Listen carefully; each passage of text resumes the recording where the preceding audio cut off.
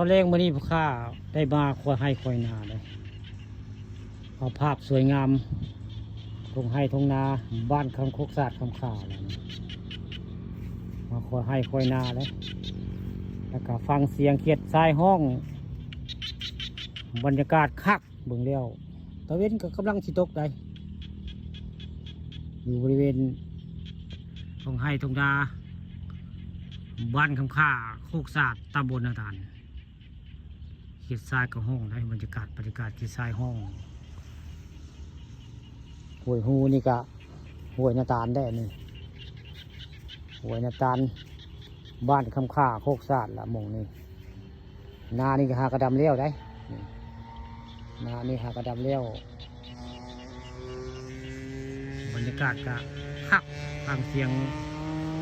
เขียดทรายห้องไว้ง่ายเขียดทรายห้องตัวแรงเขียดทรายห้องแล้วก็เบิ่ง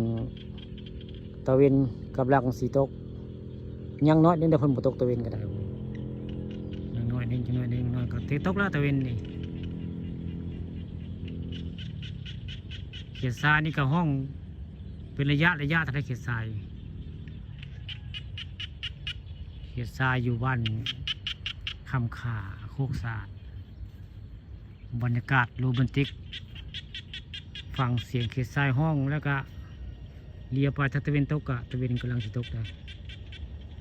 ทางหน้าก็มีภาพคนกำลังมาตนาได้บุกจักรพายขับมอเตอร์ไซค์มาตนาได้เขียดทรายกับห้องในเขียดทรายกับห้องเป็นระยะในเขียดทรายกับห้องเป็นระยะ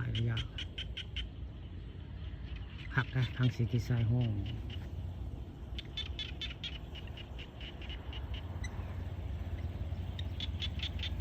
มาใส่เอ้ยมาตนาบ่ดำได้นาฮะเนี่ยได้นาบ่เพื่อนพอโซเพื่อนมาตนาได้นางอยู่เพื่อนมาตนาว่านเนาเพื่อนว่านาเพื่อนว่านเนาเนี่ยเพื่อนเอาเพื่อนจะคอยนาเพื่อนเลยหมู่พอโซเลยหมู่สมัยเรียนหน่วยไงเพื่อนมาว่านเนานาเพื่อนเอาเขียดทรายนี่ก็ห้องคักก็ได้เสียงเขียดทรายห้องสั่งบรรยากาศสีสันได้มาเบิ่งตะเวนพาเพื่อนผู้ติดตามเนาะไปเขาเบิ่งบุคคาก็เขาชมป่าตองคำก็จะได้ยินเสียงเขียดทรายห้องเป็นระยะแล้วก็ตะเวนก็ต่ำลงเลยบริเวณห้วยนาตาลล่ะนี่คนเขียดทรายกับห้องไปเตะให้เขียดทรายก็ได้ทักทายคนไทยมายืนบริเวณว่าวจาอยู่ในห้วยนาตาลนะเขียดทรายกับห้องพวกเขียดทรายเลยครับเสียงดังถ้าเขียดทรายห้องนี่ก็ได้ลายตัวห้องง่ายห้องเป็นระยะแบบตอนแรงใกล้ค่ำอยู่บ้านอีสานอยู่บ้านนาตาลตำบลนาตาลเนาะอีสานคนภาคอีสานบ้านเฮา